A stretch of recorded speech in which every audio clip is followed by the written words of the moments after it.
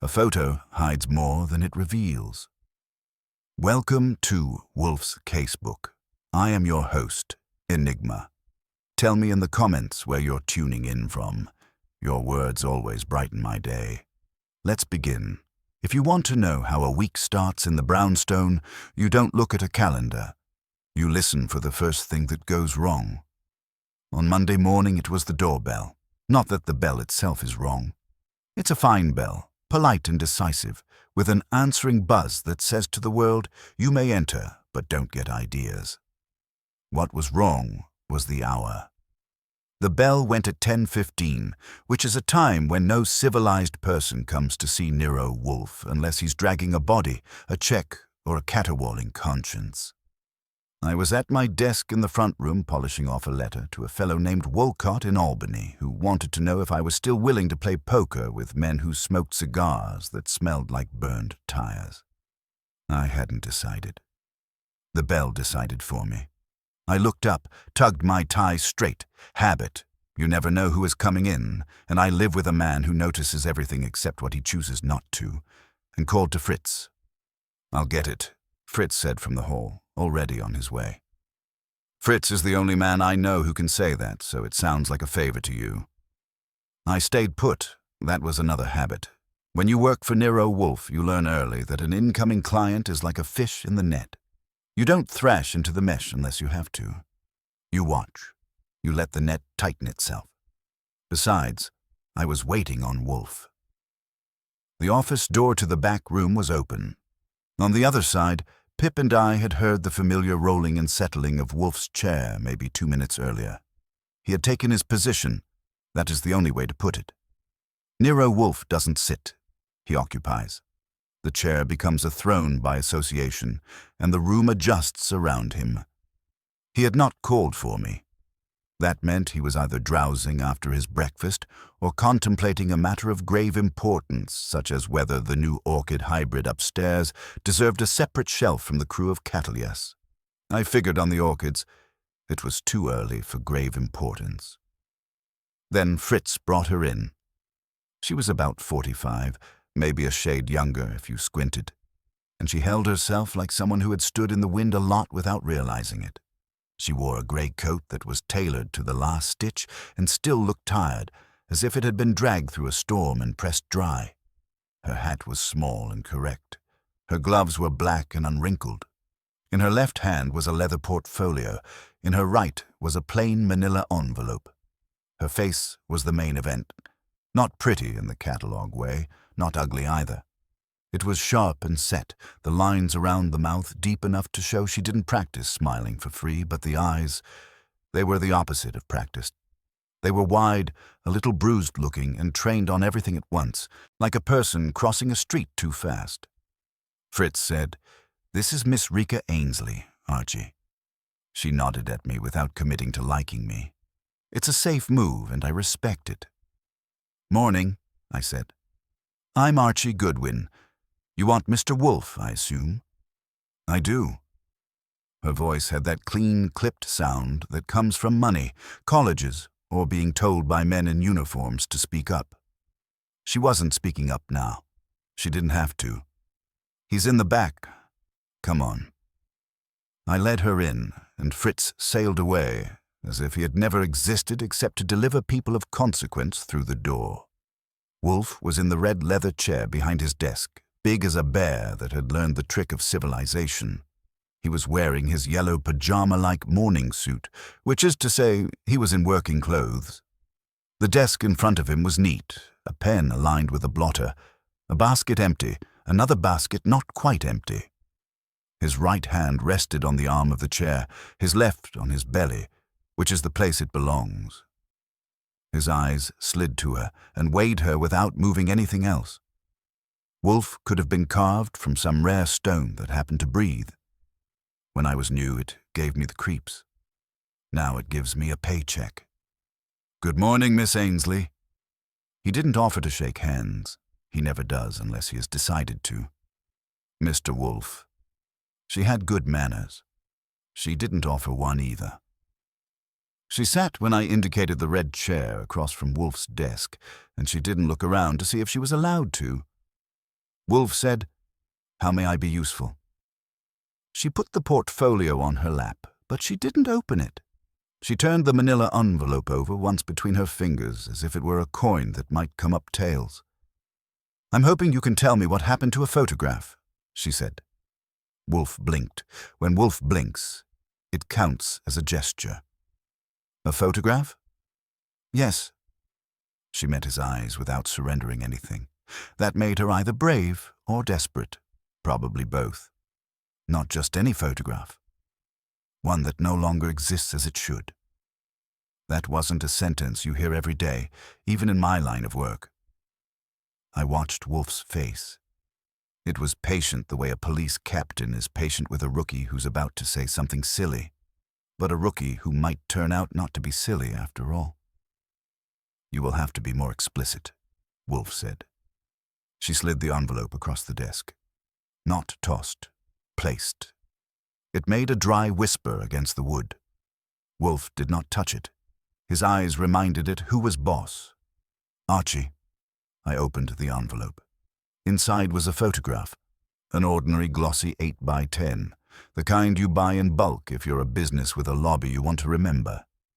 It showed a group posed in a formal room, a long table, chandeliers overhead, a row of flags that suggested something civic or corporate. There were maybe a dozen people standing behind the table, all in suits or sharp dresses, all smiling at the camera with a civic corporate smile that says, "We are important, and at least half of us believe it." Except 2 of them weren't there. That is, the bodies were there, but the faces weren't. Where 2 faces should have been, there were tidy ovals of white, like pieces cut out with a razor and filled in with chalk. Not torn, not blurred. Removed. Precise. The edges were clean enough to make your skin itch. I held it at an angle. No trick of light, no residue, just absence. "Well," I said, because I couldn't resist, "somebody's got stage fright." Miss Ainsley did not smile. Wolfe did not rebuke me. That also meant something. "Describe it," Wolfe said to her. "In your own words." She sat a millimeter straighter. It was taken 3 years ago, at the signing ceremony for the Ainsley Foundation's merger with the Greater New York Cultural Trust. "That would be your foundation." "My family's foundation, yes. We fund museums, education programs, historical preservation. The signing ceremony was public. This photograph was official. It hung in our main conference room until last Thursday. And now 2 faces are missing." Wolfe's tone was dry enough to salt a road. "Yes." She took a breath that made her coat move. "Someone removed them so precisely we didn't notice from a distance. A staff member cleaning the room was the one who saw it close up." "The staff member informed you." "She informed my director of operations, who informed me. By the time I got there, the photograph had been taken down." "Did you take it down?" "My director did. He put it in my office." "You then placed it in this envelope?" "Yes." Wolfe's eyes moved to me. I knew what he was going to ask before he asked it, because I make a living at being right just ahead of him. "Which faces?" he said. "Here," she replied, leaning forward, touching the glossy carefully with a gloved fingertip. The man on the far left of the back row, and the woman beside him. I followed her finger. The far left man had broad shoulders and hands clasped in front like he'd been told to stand still for a second. The woman beside him was shorter, hair coiled at the nape, hands folded on the table edge. Both were in the back row, left side, anchoring the group the way you anchor a story. "Do you know who they were?" Wolfe asked. "Yes." There was a hesitation, a half-beat long, but it was there. "The man was my cousin, Leo Ainsley. The woman was his wife, Margot." "Were," Wolfe said softly. She blinked once. "Margot is dead." Wolfe waited. Silence is his favorite tool, and he uses it like a violinist uses a bow. "She died 9 months ago," Miss Ainsley said. "A fall down a stairwell at our estate in Connecticut. It was ruled accidental." "And your cousin?" "Leo isn't dead. But he's gone." Gone? He disappeared 3 months ago. That landed. Wolfe's eyebrows didn't move, but the thickness of the air did. I whistled a little under my breath, which I'm allowed to do sometimes if I keep it quiet. Disappeared in what sense? Wolfe said. In the sense that he walked out of his apartment on East 72nd Street at 9 in the morning, told his assistant he'd be at a meeting in Midtown by 10, and was never seen again. Police? Of course. I filed a report. So did his firm. He owns a private investment company. The police investigated. There was no sign of force. No ransom. No body.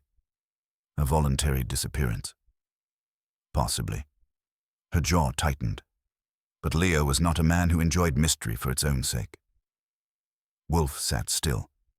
He was taking it in, sorting it in his big head like he sorts facts on a tray. When he is doing that, the rest of the world might as well be on mute. I said, "So somebody doctored a public photo to erase Leo and Margot. You want to know who and why?" "Yes."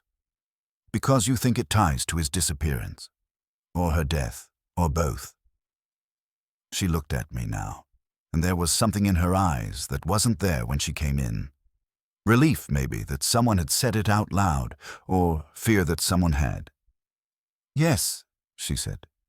"It feels like a message." "To you?" "To anyone who would look at it. It's in a conference room. People walk through. The whole point of it is to show the faces. It's a statement to erase them." "Maybe it's a prank." I kept my voice light on purpose. "There are no pranks around the Ainsley Foundation." She said it like a real rule, not a slogan. Wolfe said, "You say it feels like a message. What message, in your opinion?" Her lips parted, then closed. "That they are not to be remembered." "That is a notably dramatic inference," Wolfe observed. "It's a dramatic act." Wolfe steepled his fingers. "It's not his only pose, but it's one he likes when he smells a knot he might enjoy untying." "You have had disagreement with your cousin?" "No." Another half-beat. "We were not close, but there was no personal enmity." "Business disagreement?" "Not directly. Leo's firm has managed some of the Foundation's endowment in the past, but not in 2 years. Given that the photograph was in your conference room, who had access to it? Any employee, any board member, any visiting donor, anyone who passed by. Then access is not useful. We deal with motive." Wolfe's gaze sharpened a fraction. "Why have you come to me now, Miss Ainsley? The police are already aware of your cousin's disappearance. Your cousin's wife is dead. A vandalized photograph is, in the eyes of law, trivial. It's not trivial to me. It may not be trivial to you. That is not the same thing." She inhaled again. Slow, controlled, like a swimmer before a dive. "I didn't come because the photograph was defaced," she said. "I came because it was defaced professionally. Whoever did it knew where to cut or how to edit and had enough time with it to do so cleanly. It wasn't rage, it was deliberation." I nodded slightly. She wasn't wrong. The ovals were too neat to be a tantrum. "And because," she went on, and her voice got narrower, "on the same day the photograph was altered, I received a package." "A package," Wolfe repeated. She opened her portfolio at last. Her hands were steady. She took out a second envelope. This one was smaller, white, and had a faint watermark. She didn't pass it to me. She passed it directly to Wolfe, which was either confidence or instinct. Wolfe took it because he had to. He opened it with a finger and thumb as if it were something sticky. He withdrew a sheet of cream-colored paper. He read. His eyes did not change. That's one of Wolfe's best tricks. He reads a love note, a threat, and a menu with the same face. But I've seen him enough to know when a line has snagged in his brain. He handed it to me. It was typed, no signature, no letterhead. Only a single sentence. "Stop looking for the missing faces." That was it. I looked up at her. "Well, that's friendly. She didn't smile again. She had run out of those this morning. Wolfe leaned back a quarter-inch, which for him counts as a retreat. Why assume this concerns your cousin? Because of the timing. Because someone went to the trouble of removing their faces from an official photograph precisely when I began asking questions about Leo's disappearance. Began asking questions to whom? My attorneys, the police, private contacts, people in Leo's world. I have money, Mr. Wolfe, and I used it to pull strings. I was not discreet. Perhaps that was a mistake. Wolfe made a sound in his throat that meant he neither agreed nor disagreed enough to waste syllables. You suspect your cousin's disappearance is involuntary. Yes, and yet you have no evidence beyond the altered photograph and this anonymous note. I have a feeling, she said, and I have the knowledge that Leo was afraid before he vanished. He didn't say so to me. He said it to someone else. I learned of it after he was gone. Who told you? His assistant. She was loyal. She told me she'd heard him on the phone 2 days before he disappeared. He said, if they think I'll take the fall, they're insane. Then he saw her, and he stopped talking. Wolfe's eyes drifted to me, then back to her. Names, he said. Names of whom? They. I don't know. She spread her hands slightly. A controlled surrender. That's why I'm here. Wolfe sat with that for a moment. I watched him. When Wolfe is deciding whether to take a case, the question isn't law or money or thrills. It's whether the problem is interesting enough to justify other people in his house breathing his air. His standards are frankly unreasonable, but they're his. And if you want him, meet them. He said, this matter, as presented, is vague. It also touches you personally. You are a sensible woman. You know personal involvement distorts judgment. I do. Then why not hire a conventional investigator? Because conventional investigators follow footsteps. You don't follow footsteps, you follow motives. You sit there and make people talk themselves into a corner. I almost laughed. She'd done her homework. Wolfe regarded her. You're flattering me into action. I am trying to save my cousin. That, he said, is not flattery. It is a motive. Whether it is mine remains to be determined. It was a very Wolfe line, and he let it sit. I broke one rule by speaking before he asked. But it was my job to keep the machinery oiled. Mr. Wolfe? He lifted a fingertip. That shuts the machinery up. He said to Miss Ainsley, what do you propose I do? Find out who erased them. Find out why. Find Leo. And if Leo is dead? Her eyes didn't change, but the muscles near them drew tight. Then find who made him so. Very good. Wolfe's voice went cool and formal. You must understand that I do not accept assignments on the basis of sentiment. I accept them on the basis of intellectual necessity and proper remuneration. She nodded. Of course. I will require, Wolfe continued, a retainer of $10,000 and my expenses. If my involvement becomes extensive, we will discuss further terms. She didn't flinch. She reached into the portfolio, withdrew a checkbook, and wrote as if she were copying a line of music. She tore out the check, passed it across. I took it and glanced at the number. 10,000. No cents. Bank about as stiff as her coat. It was real. Wolfe did not look at it. There is another point. Yes? Do not attempt further independent inquiry while I investigate. Her chin lifted. Why not? Because you have already announced yourself to persons who prefer anonymity. The note you received proves that. If you continue, you will impede me, and perhaps endanger yourself. I will not accept that. She hesitated. I could see the struggle, a woman used to acting, being told to stop acting. Then she nodded again, once. All right. Good. Archie will be your intermediary. You will give him everything you possess relevant to this affair. Everything? Everything. She looked at me carefully, like a person checking the depth of water before stepping in. All right, she said. Wolfe reached for the bell on his desk and pressed it once. Fritz would appear in seconds, as if summoned by magic, though in fact Fritz uses the bell as an excuse to be where he already wants to be. Wolfe said, "You will have lunch with us, Miss Ainsley. Fritz will provide. It is nearly noon." "It's kind of you, but I should go. I have meetings." "Cancel them." Her eyes flickered. She was not accustomed to being ordered by a man in pajamas. But this was Wolfe's house, and a retainer had changed her job title from visitor to client.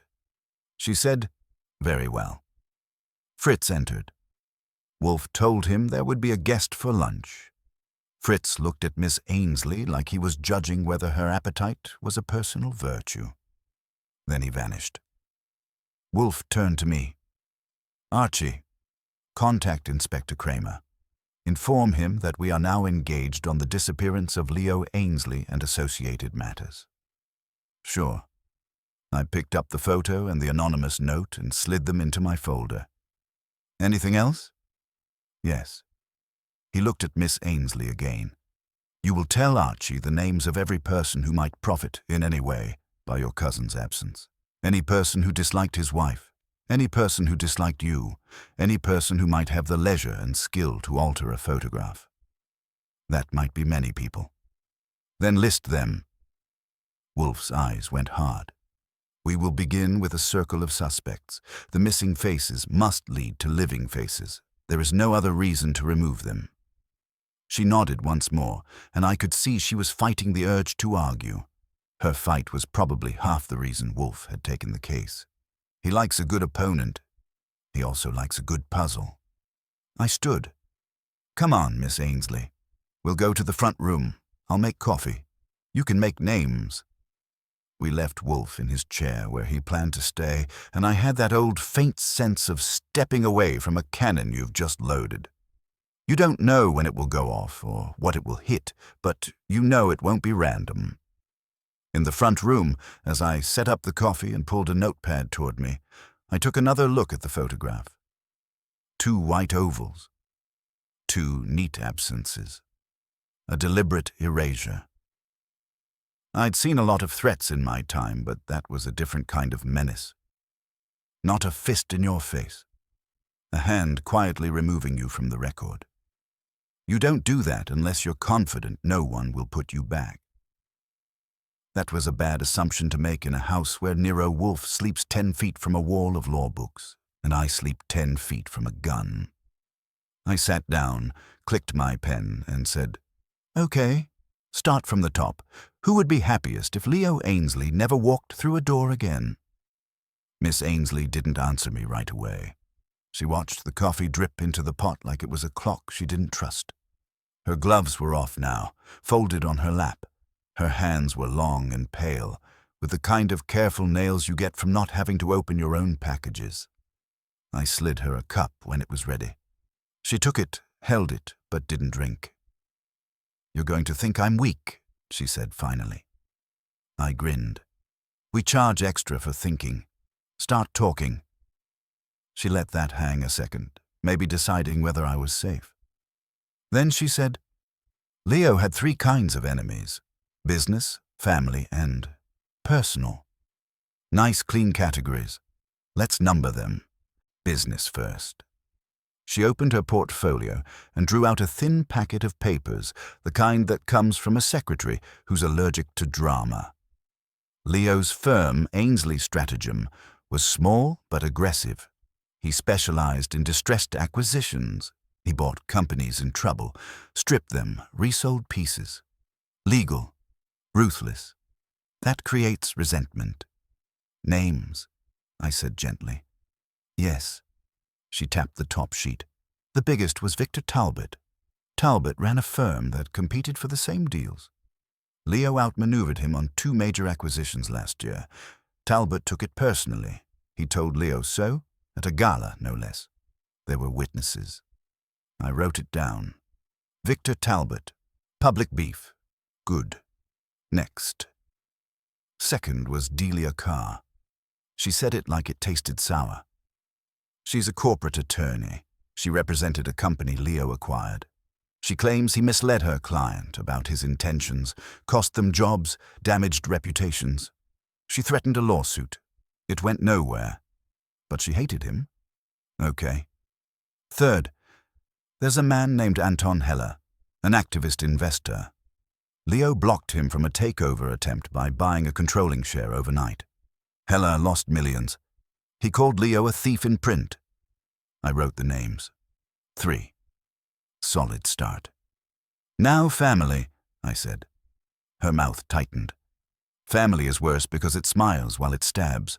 There's my uncle, Horace Ainsley, Leo's father.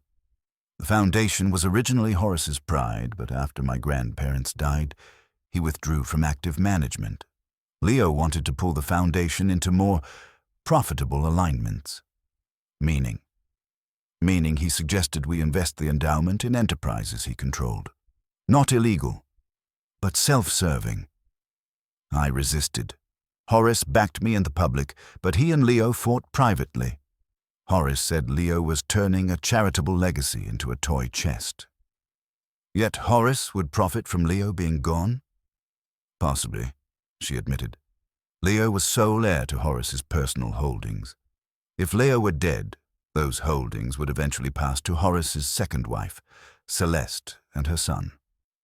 Ah, I clicked my pen. Celeste. She's 38, formerly Celeste Van. She married Horace 3 years ago.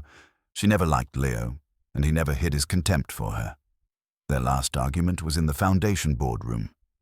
Son, Evan Van, 22. Technically Horace's stepson, though Horace has adopted him emotionally, if not formally. Evan worships his mother and resented Leo's presence. I added Celeste and Evan to the list, and underlined inheritance angle, because I like my motives obvious. And you, I said. She looked up. If Leo's gone, does your position change? Foundation control, money, family balance? Yes, she said it quietly. Leo had been pressing Horace to replace me as executive chair.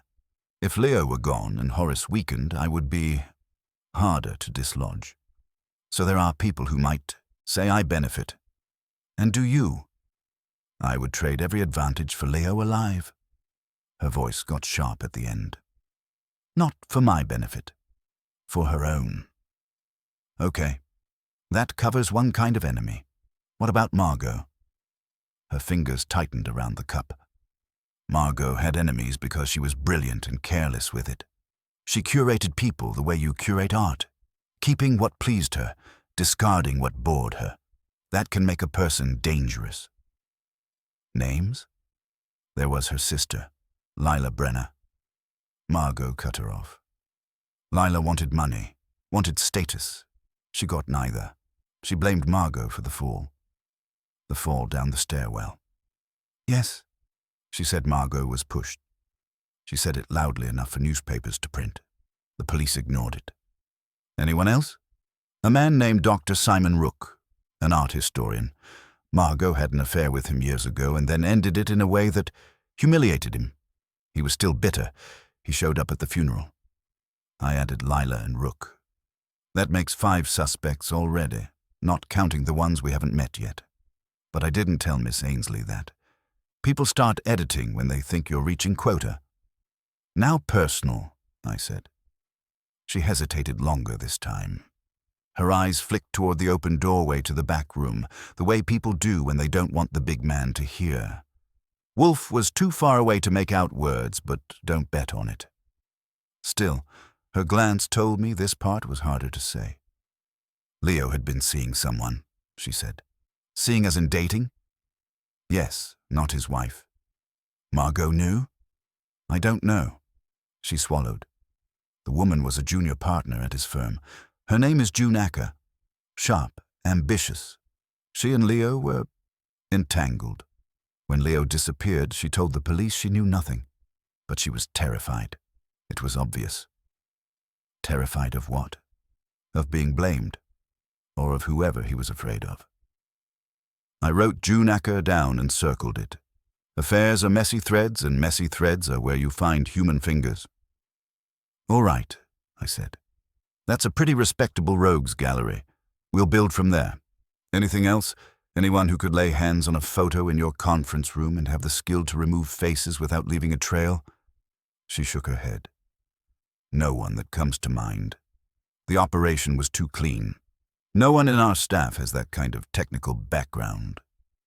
That's your assumption. We don't love assumptions, but we use them to get to lunch. I half smiled to soften it. Did the altered photo look different on the wall? Anything else missing? Any other vandalism around it? No, that was what was so chilling. Everything else was untouched. It was like someone walked in, erased them, and walked out. Or swapped the photo for a doctored copy. Yes. Do you know who last handled it before it went up on the wall? Archivist, curator, admin? She frowned. Not precisely. It was framed and hung the week it was taken. We used a printing company. I can get you the invoice. Get it anyway, I said. Wolfe wants everything that smells of a trail. She nodded, finally took a sip of coffee. It didn't visibly comfort her, but at least she did it. The doorbell rang again. Not the polite once-only ring of a neighbor dropping by. This time it was a fast double tap, ding, ding, like an impatient knuckle on a desk. Miss Ainsley stiffened so hard the coffee cup trembled. I stood. Relax. If it's a hitman, he's early for lunch. She didn't laugh. I went to the front hall. Fritz was in the dining room, so it was on me. When I opened the door, I got a face full of law. Inspector Kramer was on the stoop, hat in hand, jaw already set for insult. He's a big man with a big voice and a permanent suspicion that I'm enjoying myself. He stepped in without waiting to be invited, because I called him about a case, and he knows Wolfe doesn't do that unless the air is thick. Where is he? Kramer growled. Back room, but try not to shout. He's saving it for orchids. Kramer snorted, but he followed me in. Miss Ainsley rose when she saw him. Her eyes widened the tiniest notch, the way they do when your private problem suddenly has a badge. Kramer looked at her, then at me. Who's this? Client, I said. Miss Rika Ainsley. And yes, that last name is the one you think it is. Kramer's eyebrows climbed. You're the one reported Leo missing. She nodded. Yes, Inspector. He grunted, not apology, not greeting. He walked into Wolfe's office like a man entering a courtroom he expects to lose in. Wolfe looked up at him with the expression he reserves for unavoidable weather. Good day, Inspector, Wolfe said. You are prompt. So I hear you're on Ainsley's disappearance now. Kramer didn't sit. He rarely does in Wolfe's chair, which annoys Wolfe and delights me. I am. Kramer's eyes slid to the photograph I'd left on the corner of Wolfe's desk. He picked it up before I could stop him. He stared at the blank ovals, and for a second, even his brick face lost a little color. Jesus, he said softly. Then, louder, because he remembered he was Kramer. What the hell is this supposed to be? Wolfe said, a provocation. Kramer looked at him. You got proof this has anything to do with Leo being missing? Not yet. Then don't stir up my squad with art projects. He glanced at Miss Ainsley. Ma'am, you've been getting threats. She said, I received a note. I handed it to him. He read it, lips thinning. Stop looking for the missing faces, he read out loud. He gave me a sour look. Cute. That's the kind of thing that comes right before somebody does something loud. Wolfe said, or right before someone attempts to prevent something silent. Kramer pointed the note at him. Which is why I'm here. My office just got a call 10 minutes ago. East 72nd Street, Leo Ainsley's apartment. Somebody broke in this morning, took his office files, left the rest. No jewelry, no electronics, just papers. Miss Ainsley went white so fast I thought she might sit down without meaning to. Kramer watched her, then added, And your doorman says a woman was there an hour before the break-in. Said she was family. Miss Ainsley's voice came out thin. Family? Who? Kramer's eyes went to Wolfe. That's what I came to ask, because your boy here said you were on it now. Wolfe folded his hands on his stomach, patient as a spider. Inspector, he said, you are aware that there are families in which the word family can be used by anyone with nerve and a plausible cheekbone.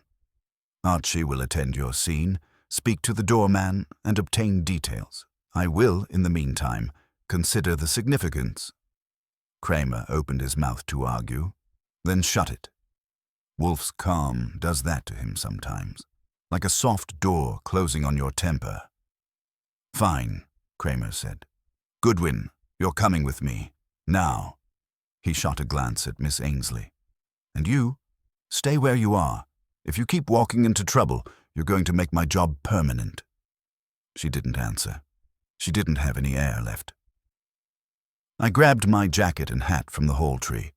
As I stepped back into the office, Wolfe looked at me over the rim of his glasses. Archie, he said, be attentive. Whoever is erasing faces has also begun erasing paper. Yes, sir, I said.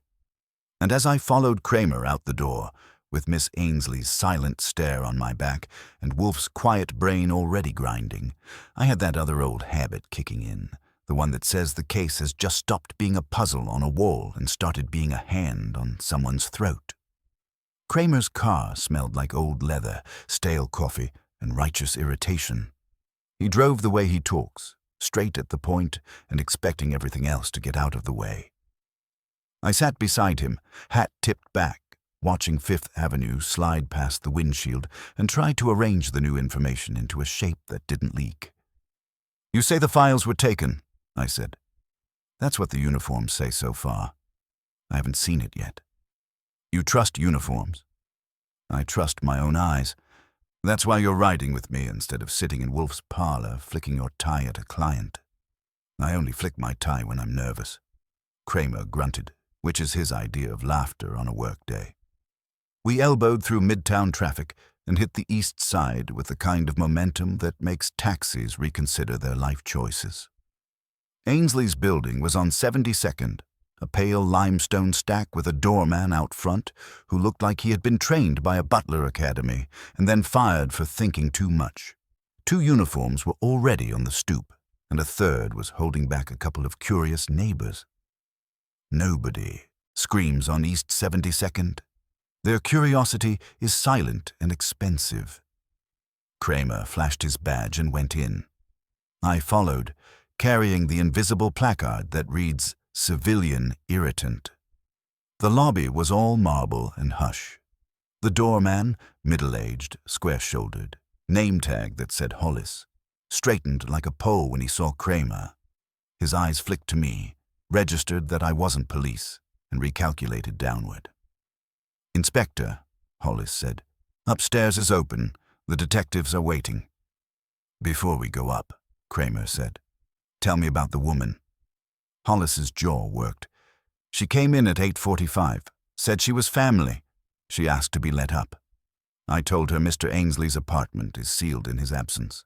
She said she had authority that Mr. Horace Ainsley had sent her to retrieve personal items. Did she show you anything? A letter. Hollis looked embarrassed by the memory. On foundation stationery, signed with a flourish I assumed was Mr. Horace Ainsley's. I didn't recognize the woman, but she was well-dressed, confident. Describe her. Late 30s, perhaps. Blonde hair, pinned, tall. She wore a dark coat with a sable collar. Kramer shot me a look that said, You got a name for that coat? I had one. Celeste, I muttered. Hollis nodded sharply, like the syllables had been waiting behind his teeth. Yes. I later learned that the lady was Mrs. Ainsley. Celeste Ainsley. Kramer's eyebrows bunched. You learned that how? She introduced herself in the elevator. Said she had just married Mr. Ainsley's father. He cleared his throat. She was polite enough, Inspector, but there was an edge. What time did she leave? 9:20. And the break-in? Hollis spread his hands. At 10:30, the upstairs concierge found the apartment door ajar. He called me. I called the police. I did not enter. Anyone else come or go between 9:20 and 10:30? No, Inspector, not on my watch. I'd remember unusual traffic. I stepped in before Kramer could slam him with another question. Hollis, did she go up alone? Yes. No men meeting her? No packages delivered? No. Did she carry anything out besides a handbag? He frowned, thinking. A flat box. About this size. He indicated something like a legal folder. Not deep. She held it under her arm. Kramer said, All right, keep your eyes open from now on. Anyone new tries to get upstairs, you call my office, not your conscience. Yes, sir. We went up. The elevator ride was quiet except for Kramer's breathing, which I've always suspected sounds like that because God intended him to be a furnace. Apartment 12B had 2 detectives in it, one taking notes, the other staring at the open file cabinet like it had offended him personally. The place was tasteful modern, too tidy for a man who disappeared without warning. You could tell a lot by what people bother to keep neat. Inspector, Detective Browning said. No sign of forced entry. Lock was picked clean. Door was left unlocked when they left. Anything missing besides papers? Looks like it. Office area's been rifled, not the rest. Bedroom drawers untouched. Safe untouched. They went for files in his study. I crossed to the study door, staying clear of anything that might make a jury twitch. The study was a neat rectangle with dark shelves, a desk that looked more like a command post than a place to write letters, and one big file cabinet that had been opened and stripped to the ribs. Hanging folders were gone in a row, like teeth knocked out cleanly. Kramer crouched, examined the lock, and swore softly. You got inventory? He asked. Not yet, Browning said. We're calling for the assistant to confirm what folders were there. She's on her way. Name? I asked. June Acker, Browning said. That made a small click in my head. Business partner, affair partner, possible witness to fear. Now also a woman who might walk into her boss's emptied study after his stepmother beat a polite retreat with a legal folder under her arm. I turned to Kramer. Celeste Ainsley claims she came under Horace's authority. That suggests family involvement, or at least family access. She got access because Hollis got a letter. We'll check whether Horace signed it or someone forged him. If it's forged, she's in deeper. If it's real, she's still in deep. What did she take? That's what we're about to find out. The assistant arrived 10 minutes later. June Acker was a slender brunette in a dark green coat, the kind of coat that thinks it's armor. Her face was fine-boned and controlled, but the control was cracking in the corners. She spotted the detectives, froze, then spotted Kramer and corrected herself into a brisk walk. Inspector Kramer, I'm June Acker. Her eyes snagged on me. She knew me. Not personally, but by reputation. People who live in money neighborhoods keep a mental file on who to hire when the doors start locking behind them. Mr. Goodwin, she said. Morning, Ms. Acker. Sorry to meet this way. Her gaze went past me to the empty file cabinet. Whatever she felt, she crushed it quickly. What happened? Someone took files from Mr. Ainsley's study, Kramer said. We need to know which ones. June moved to the cabinet almost on autopilot. She didn't touch it, but her eyes traveled the rails like she was counting ghosts. The red-labeled series is gone, she said. Her voice tightened. All of it. What's that? Kramer asked. Client dossiers, deals pending, confidential work. Anything specific? Yes. She looked up. The Halyard acquisition file, the North River debt negotiation, the Kestrel portfolio audit. Those were the big ones. I watched her as she spoke. No stumbles, no groping, for names. She had those files by heart. That meant they weren't just paperwork. They were the bloodstream of his operation. Were those in any kind of lockbox? Kramer asked. No, Leo didn't like safes. He said safes made you lazy. She hesitated, and I saw a flash of something raw. Who would do this? You tell me, Kramer growled. Who besides you had keys? Leo. Me. Our operations head. Nolan Farrow. She looked as if she hated needing the third name. And Leo's father has legal access, but he never used it. And Celeste Ainsley? I asked. Her eyes sharpened. Celeste was here. She was here about an hour before the break-in, I said. Carried out a flat box. June went still. That's impossible. Nothing's impossible before lunch, I said. Did she ever come here before? No, Leo despised her. He wouldn't let her in even for Christmas. He called her an appropriation. That's a Wolfe word, Kramer muttered. June ignored him. She looked at me. Why would she come now? Maybe to clean up. Maybe to steal. Maybe to pretend she was stealing while someone else did the real work. Kramer straightened. Ms. Acker, I need a statement, and I need you to come to the precinct so we can go over these deal names. June nodded mechanically. Yes, of course. But, Inspector, Leo was frightened before he went missing. Kramer's eyes narrowed. You told us that already. No, I didn't. Not like this. She swallowed and then kept going, like she'd decided the lid was off anyway. 2 days before he disappeared, he got a call. He went into his inner office. I heard him say, if they think I'll take the fall, they're insane. Those were his words. Then he came out and told me to cancel his afternoon, and he paced for an hour. Did you ask who called? I said. I did. He said it was nothing. He was lying. Leo was a bad liar. Did he mention names? Talbot, Carr, Heller, anyone in business? No, he said only they. And he told me to keep a copy of the Kestrel audit file at home. Not here.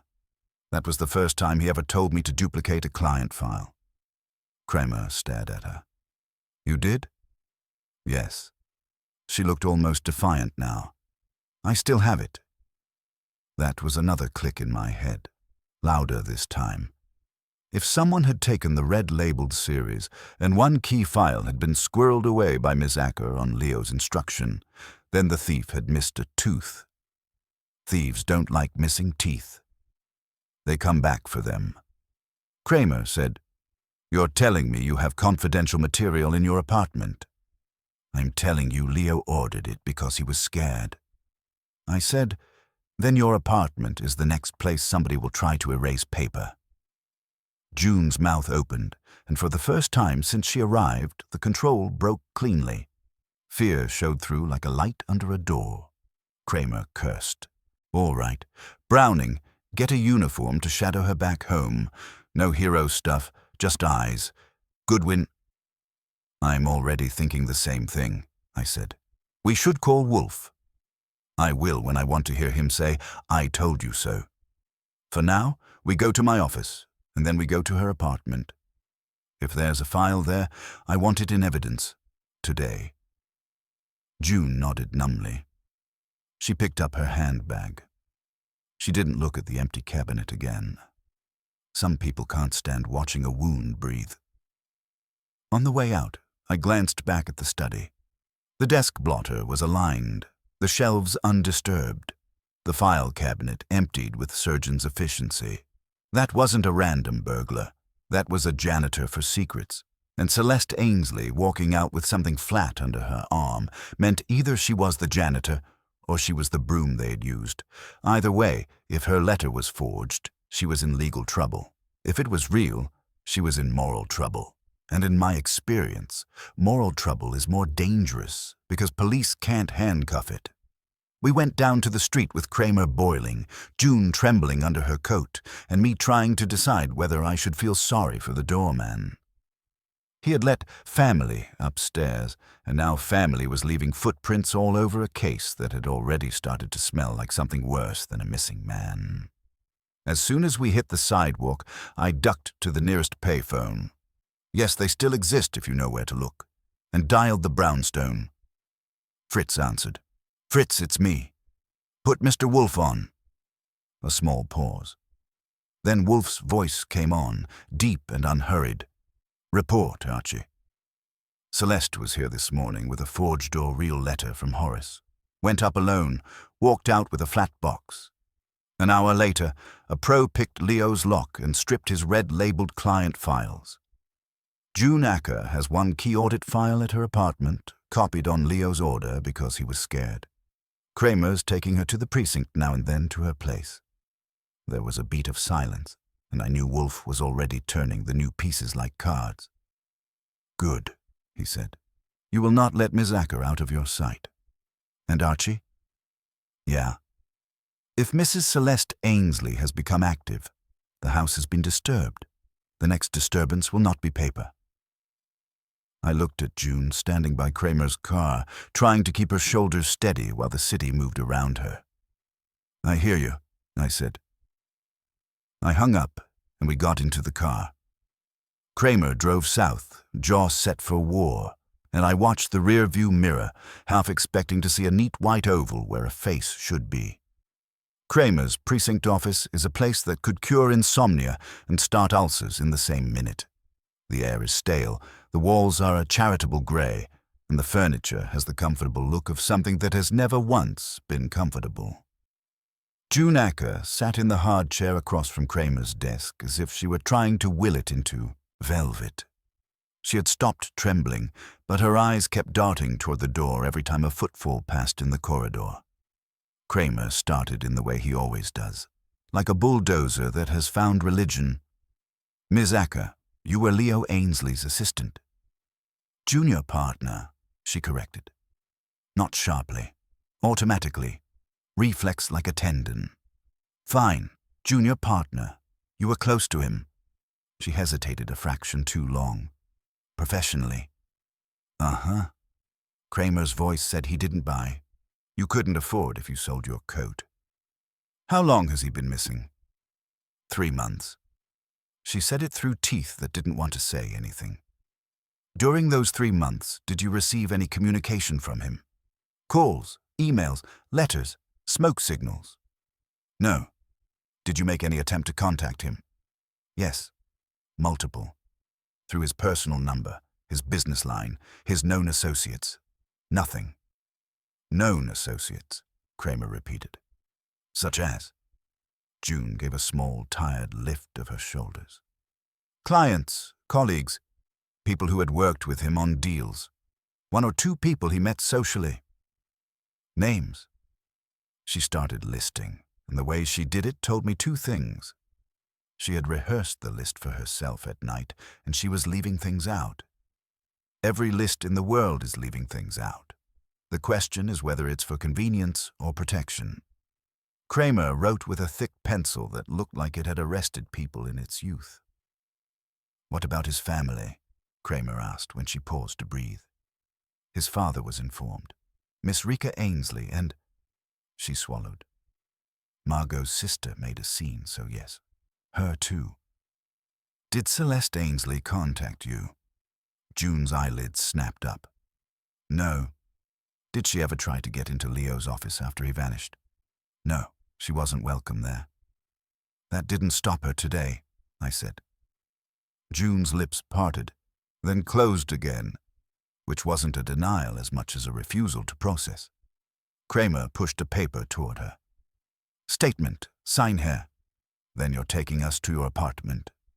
She scanned the statement, fixed a minor wording point the way a lawyer will even while her hair is on fire, then signed. She stood, smoothed her coat, and I saw her spine stiffen again. Whatever else she was not a woman who liked being handled. The problem was, someone else already had. We took a squad car to her place in Kips Bay.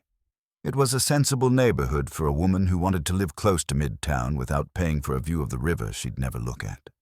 The uniform who had been sent to shadow her was waiting in the lobby, looking bored and slightly ashamed of his boredom.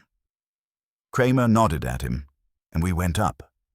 June's apartment was neat in that expensive, not inviting way that says you're busy and don't want anybody picturing you in pajamas. There were law books on the coffee table and a framed photograph on the mantel that I noticed without meaning to. It was a group shot, A signing ceremony, maybe. People in suits, flags, smiles, all the faces intact. June followed my glance and stiffened. That's from the merger ceremony 3 years ago. Same one as the photo at the foundation, I said. Yes. Her voice got tight. Margot insisted I attend. She said the foundation needed younger blood in the printed record. She paused. Do you think they'll come for that too? I didn't answer because I don't lie when I don't have to. I just moved toward the bedroom where she said she kept the copied file. Kramer hovered in the doorway, trying to look like he wasn't nervous about people's homes. I've seen Kramer in tenements with blood on the ceiling and in penthouses with no blood but plenty of other kinds of mess. In either place, he looks like he'd rather be outside. June opened a drawer in her desk and pulled out a slim folder sealed with a band. She handed it to Kramer without touching my eyes. Kestrel portfolio audit, she said. Kramer took it like it might bite, then looked at the label. You said Leo told you to duplicate it. Yes. Why that one? Because it was sensitive. She hesitated. The Kestrel portfolio is tied to the Foundation endowment. It's one of the vehicles Margot and Leo set up for alternative investments. There were irregularities. Irregularities? Kramer repeated, tasting the word. Accounting patterns that didn't match the stated objectives. Transfers routed through shell entities. Things that might be legal but not ethical. Leo was auditing it personally because he didn't trust anyone else. Who else knew about it? I asked. She leaned back against the desk, suddenly tired all over. Margot knew. Nolan Farrow knew in broad strokes. Leo's father probably knew that something existed. I don't think Celeste knew the details. Did Leo mention Celeste in connection with it? No. He mentioned family pressure. He said, if they think I'll take the fall, they're insane. That's all. Kramer slid the folder into an evidence envelope. Okay, he said, we need names connected to Kestrel, investors, beneficiaries, anyone who'd lose sleep if an audit saw daylight. June opened her mouth to answer but didn't get the chance. A sound came from the front hall, a very small sound, a soft scrape like metal kissing metal. I had the reflex before anyone else. I held up a hand. June froze. Kramer turned, half-drawn between his badge and his temper. The uniform shifted in the door. There was another scrape, then the faintest click of a lock. Someone's picking your door, I murmured. June's face went blank with shock. Kramer swore under his breath and motioned the uniform to the hall. Stay here, he snapped at me, which is what he says when he knows I won't. I took 2 soft steps behind him anyway, my hand going to the EE inside pocket where I keep a .38 for times when I want to discourage the universe. The uniform got to the hall first, flattened himself against the wall beside the door, and waited as if he'd learned to do that from watching too much television. The difference is, on television the guy always comes in noisily. In real life, if he's good, he comes in like a whisper. The lock clicked again. The door swung inward an inch. The uniform's hand shot out and yanked it open hard enough to make the hinges protest. The man on the other side stumbled forward into the apartment. He wasn't masked. He wasn't big. He was the kind of middle-aged man who can vanish in any crowd by looking like he belongs in all of them. Brown coat, plain hat, thin gloves, eyes that went wide and fast. He recovered quick, throwing his hands up halfway as if he had been taught surrender in pieces. Police! The uniform barked. Kramer was already on him, snatching him by the collar. You picked the wrong door, pal. Who the hell are you? The guy's mouth worked. I'm a locksmith. I was hired. By who? Kramer roared. The man looked past Kramer to June. His eyes registered her in a flash, and then slid away like he'd touched a hot stove. June said very quietly, That's not a locksmith. How do you know? I asked. Because I hired a locksmith last month. He brought a case. This man has no case. She swallowed. And his hands are too clean. Kramer tightened his grip. Name. The man was breathing fast now. Eddie Kroll. Address. He gave one. Kramer's eyes flicked to me, and I knew we were thinking the same thing. Good burglars don't show up without a purpose and a backup plan. Who hired you? Kramer demanded again. I don't know his name, Kroll said. He called me this morning, said he needed a lock opened. Gave me the address. Paid cash. How much? 500. That's a lot for a door you weren't supposed to open, I said. Kroll's eyes darted. I don't ask questions. Maybe you should start, Kramer growled. He yanked out cuffs, slapped them on. You're coming with me. Kroll sagged a little, which I didn't like. People who sag are either exhausted or relieved. He looked too shaky to be relieved about getting arrested. Kramer hauled him toward the door. Browning will question you downtown. If you're lying, you'll wish this lock was never invented. He shoved him into the hall and barked to the uniform to follow. I stayed in the apartment with June while Kramer handled the mechanics. June was shaking now, the control finally caving under the weight of a stranger on her doorstep.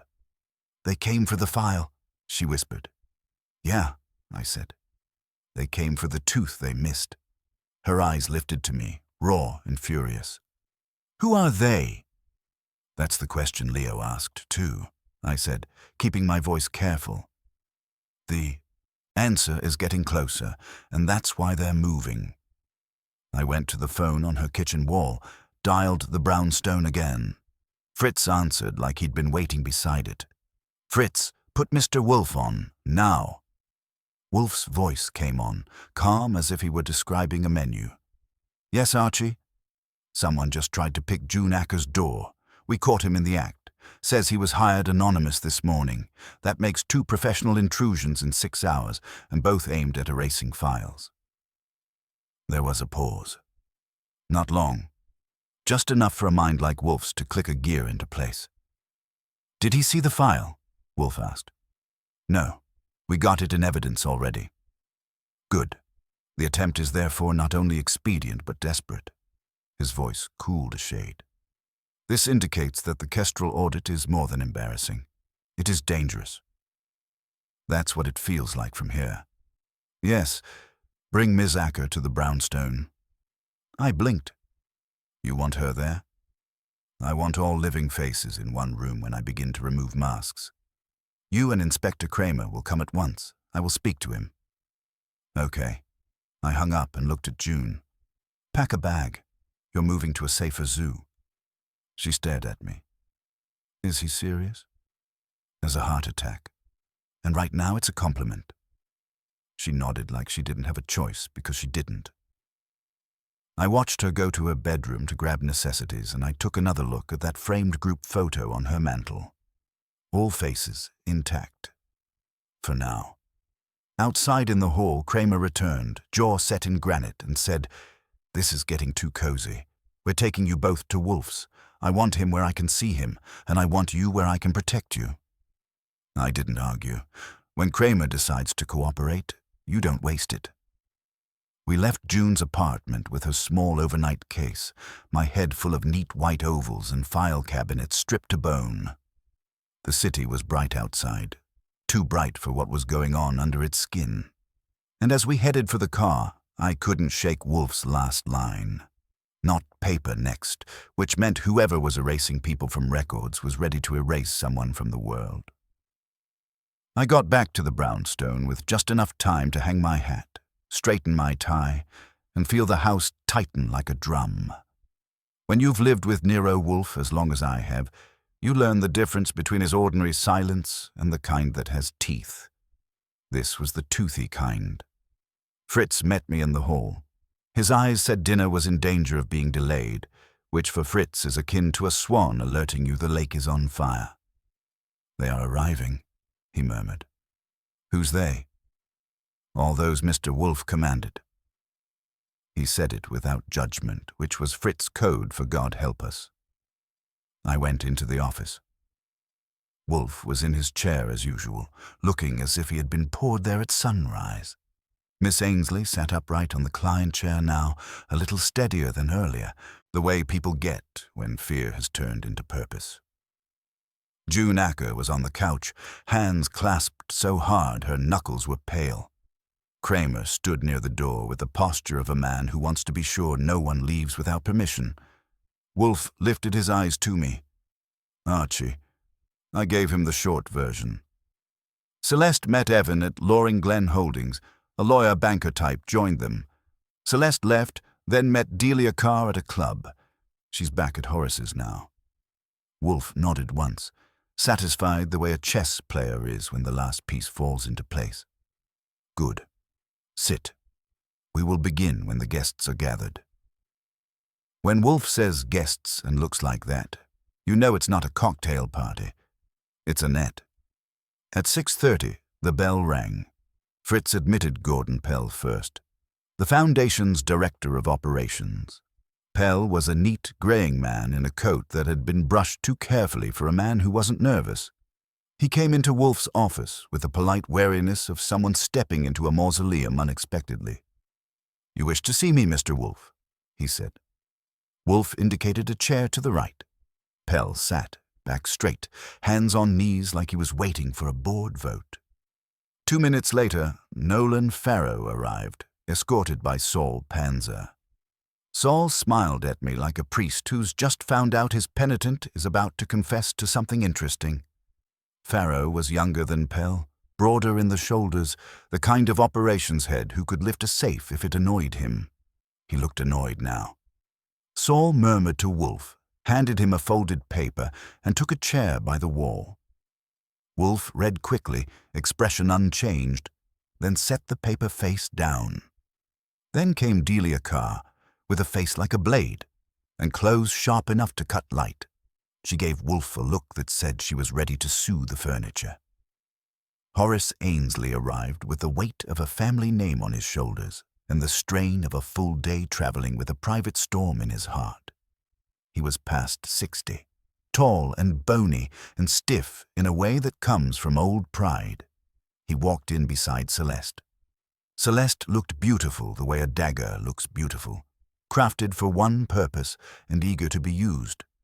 She wore a dark suit with the sable-collared coat over her arm, and her smile was measured to the millimeter. Behind them came Evan Van, glowering, youthful, and already convinced the world was persecuting him. Wolfe did not rise for any of them. He did not need to. The room rose and fell around him. When everyone was seated, some willingly, some like they'd been stacked, Wolfe spread his fingers on his belly and spoke very softly. "I thank you for coming. I will be brief. A man has disappeared. A woman has died. Records have been altered. Files have been stolen. There has been an attempt tonight to ensure that certain knowledge is erased." Delia Carr opened her mouth. Wolfe ignored her by not looking at her. "Mr. Horace Ainsley," Wolfe said, "your son Leo vanished 3 months ago. Mrs. Margot Ainsley died 9 months ago. Since then, there have been significant transactions through a vehicle called the Kestrel Portfolio and through an entity called Loring Glen Holdings. Do you recognize those names?" Horace stiffened. "Loring Glen is my estate. Kestrel was one of the Foundation's investment vehicles. I did not authorize any misuse." "Usage is not always authorized by the nominal owner," Wolfe said. "Nevertheless, your estate's name was employed as a shell company to filter funds away from their intended purpose. That alone is a crime, and someone expected you to take the fall." Horace's face reddened with outrage.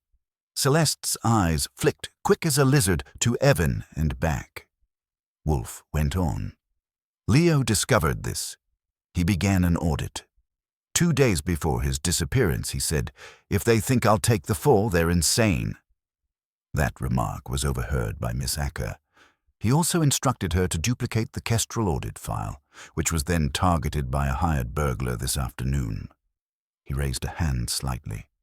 The burglar was clumsy because he was late. The files in Leo's study were taken first. By whom? Someone who had both access and urgency. Mrs. Celeste Ainsley entered that apartment this morning on a counterfeit letter, removed a flat folder, and departed. An hour later, a professional lockpicker stripped the cabinet. You, madam, were the wedge that opened the door for the true thief. Celeste gave a laugh like a champagne cork. That's ridiculous. Is it? Wolfe said mildly. You went there pretending to be authorized by Horace Ainsley. Horace denies authorizing you, therefore you lied. Why? Celeste's smile thinned. Because someone told me Leo had arranged to humiliate my husband. I was trying to protect him. By stealing files. By retrieving personal papers. That is what a wife does. Wolfe's eyes stayed on her. You retrieved the one folder Leo had left in his apartment safe. It was not personal, it was financial, and you did not bring it here tonight. Why not? Celeste's chin lifted. Because I don't have it. Then who does? Wolfe's voice sharpened the tiniest degree. You went from that apartment to Loring Glen Holdings today with your son. You met there with a man carrying a briefcase, an attorney or banker. You then met Miss Delia Carr at a private club. The chain is clear. You are coordinating a defense. Delia Carr snapped. Defense against what? You're speculating, Mr. Wolfe. Wolfe turned his head to her with an expression that suggested small, unpleasant insects. Ms. Carr, your anger at Leo Ainsley was public. Your legal skills are considerable. Your presence today at Loring Glen Holdings and later with Mrs. Ainsley indicates professional involvement. How long have you represented Loring Glen Holdings? Delia's lips pressed together. She didn't answer. Saul, Panzer spoke gently from the wall. She's been counsel of record for Loring Glen Holdings for 14 months. Delia whirled toward Saul as if she'd just noticed him. You had no right. Rights are for court, Wolfe said. We are in my office. He let the silence settle until Delia remembered she needed air. Your client, Wolfe said, is not Mr. Horace Ainsley. It is Mrs. Celeste Ainsley. Horace stared at Celeste as if she had turned into a stranger in front of him. Celeste, what is he talking about? She opened her mouth. Nothing came out. Wolfe continued, voice calm as a scalpel. 2 years ago, shortly after your marriage, Mrs. Ainsley persuaded you to allow her to modernize certain dormant family structures. She established Loring Glen Holdings under your estate's name, but with her as operational signer through a trust arrangement. Mr. Pell, you are aware of this. Gordon Pell looked like he wanted to be a vise. Mrs. Ainsley presented it as a harmless holding vehicle for property expenses. Harmless, Wolfe said, yet it received fees siphoned from the Kestrel portfolio. Mr. Farrow, your signature appears on routing approvals for those transfers. Nolan Farrow surged up half an inch in his chair. I never signed anything illegal. I did what I was told by Mrs. Ainsley, Wolfe finished, and perhaps by Mr. Evan Van, who enjoyed the authority of her name. Evan exploded. That's a lie. I don't handle money. I'm not even on the board. You handle opportunity, Wolfe said without looking at him. You're young, entitled, and eager. Those are not crimes. They are vulnerabilities. Evan subsided into a furious sulk. Wolfe's eyes returned to Celeste. Mrs. Ainsley, you intended to divert foundation funds into Loring Glen Holdings, then into your own private sphere. You required 2 conditions. Horace Ainsley as a respectable screen, and Leo Ainsley as a silent figurehead who would sign what you presented or be destroyed by what you revealed. Celeste caught her breath. You don't know that.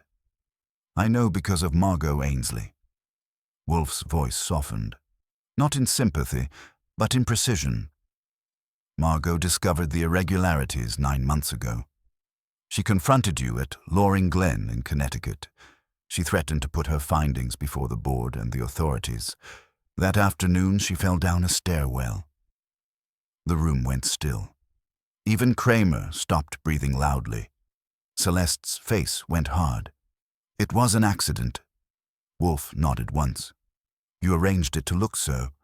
The stairwell was narrow, the railing loose. A push in the right moment is indistinguishable from gravity. You required Margot's death because she would not be blackmailed. Miss Ainsley made a small sound that might have been pain. Wolfe went on gently, like a man explaining how a clock works. After Margot died, Leo began to suspect. He initiated the Kestrel audit.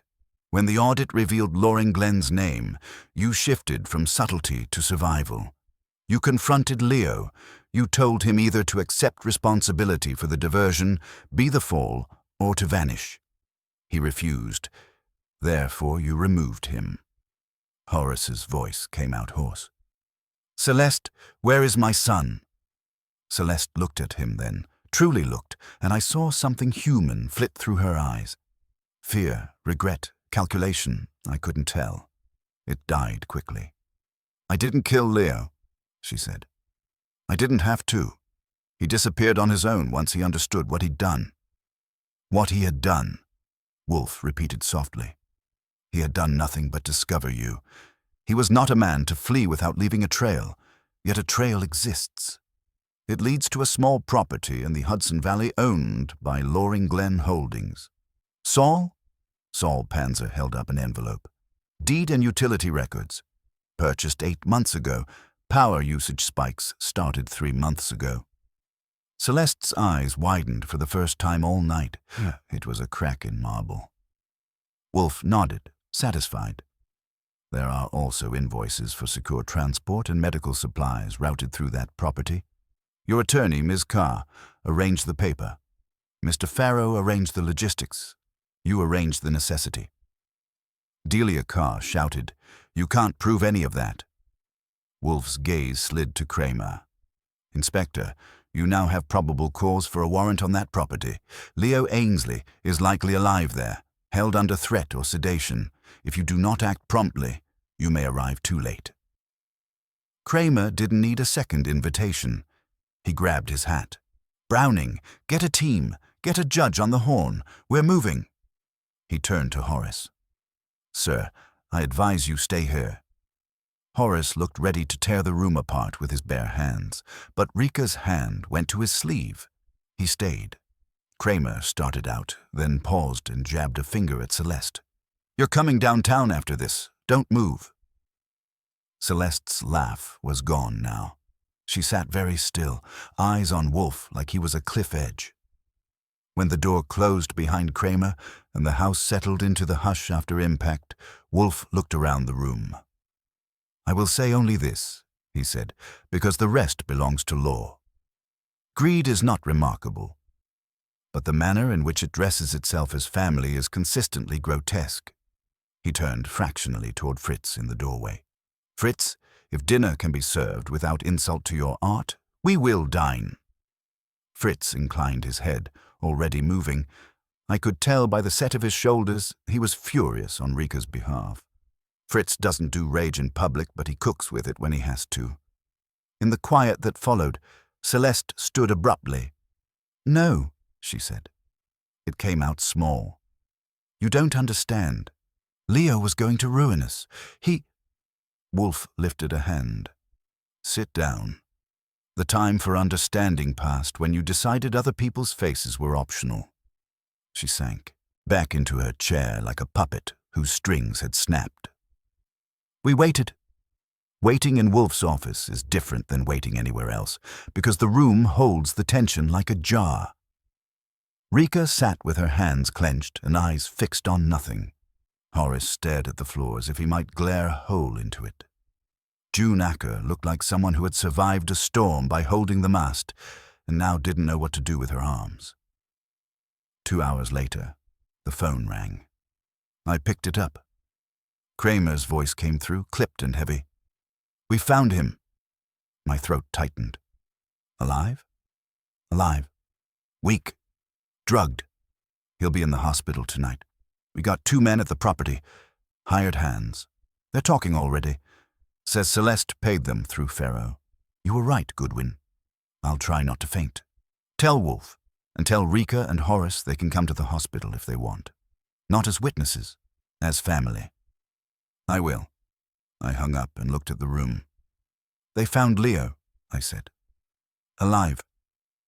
Rika made a sound that was a laugh and a sob at once, and she covered her face with both hands. Horace closed his eyes and exhaled a breath he'd been holding for 3 months. Celeste didn't move at all. She was staring at the wall like someone who has just been erased herself. Wolfe nodded once and let the relief be theirs before he claimed the last word. "Mr. Horace Ainsley," he said, "your son will live. Your foundation may not unless you decide to preserve its dignity by more honest stewardship. Miss Ainsley has shown that capacity. You would do well to let her use it." Horace looked at Rika, really looked, and gave a slow, shaken nod. Wolfe's eyes came to June. "Miss Acker, your loyalty to Leo Ainsley has been vindicated. I advise you to continue it with prudence, not passion." June flushed but didn't argue. She knew a put-down when it arrived, gift-wrapped in advice. Wolfe then glanced at me. "Archie, tomorrow you will arrange my compensation with Miss Ainsley." "Gladly," I said. "I've always wanted to be the angel of invoices." Fritz appeared at the door. "Dinner is served." We moved toward the dining room because that's what people do in this house when truth has been delivered. We eat. It isn't callousness. It's a kind of moral housekeeping. Wolfe believes appetite should not be punished for human folly, even when human folly smells like blood. As we sat and Fritz placed the plates like offerings, Wolfe regarded his food for a moment before lifting his fork. "Archie," he said quietly, "have you noticed how modernity encourages people to edit reality? Photographs, records, histories? Sure, makes them feel in charge. And yet," Wolfe said, cutting into the roast with serene authority, "reality retains the vulgar habit of returning. One may remove faces from paper. One may not remove consequence from life." I chewed on that alongside the roast, which was excellent and almost deserved a different world to be eaten in, but this was the world we had. When I went upstairs later, the brownstone was quiet again. Not the wrong kind of silence this time, the right kind, the kind you earn after a storm when the windows are still intact. I stood for a second on the landing, listening to Wolfe's chair creak faintly below, to Fritz humming in the kitchen, to the city breathing outside. Then I went to bed, thinking of 2 white ovals in a photograph and the stubborn, annoying way living faces refuse to stay missing when Nero Wolfe decides they shouldn't.